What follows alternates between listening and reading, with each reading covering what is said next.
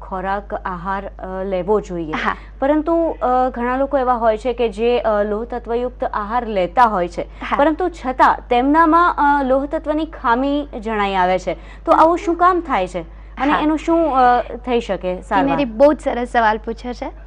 આજકાલ એક એવી પરિસ્થિતિ નિર્માણ થઈ છે કે જેની અંદર લોકો દવાના સ્ટોર ઉપર એન્ટાસિડની મેડિસિન્સ લેતા જોવા મળે છે. જેમ કે તમે દવાના સ્ટોર ઉપરથી જ એવી મેડિસિન લે કે જેમ કે ગળું બળે છે એટલે તરત જ એન્ટાસિડ લઈ લે.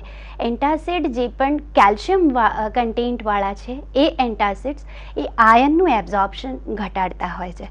એ આયન એબ્ઝોર્પ્શન ઘટાડે જેથી કરીને આયન ડેફિશિયન્સી એનિમિયા થતો હોય છે. બીજું લોહ તત્વ એટલે લોહ તત્વ લેવા છતાં પણ એનું શોષણ જ આંતરડામાં નથી થતું, એટલા માટે એનિમિયા થતો હોય છે. અને એ બીજું એક કારણ એ પણ જોવા મળે છે કે જેણે ગેસ્ટ્રિક જે બાયપાસ કરાવેલી સર્જરી હોય છે એ લોકોને પણ આવી રીતનું એબ્ઝોર્પ્શન રિલેટેડ એનિમિયા જોવા મળતો હોય છે. જી રાજ.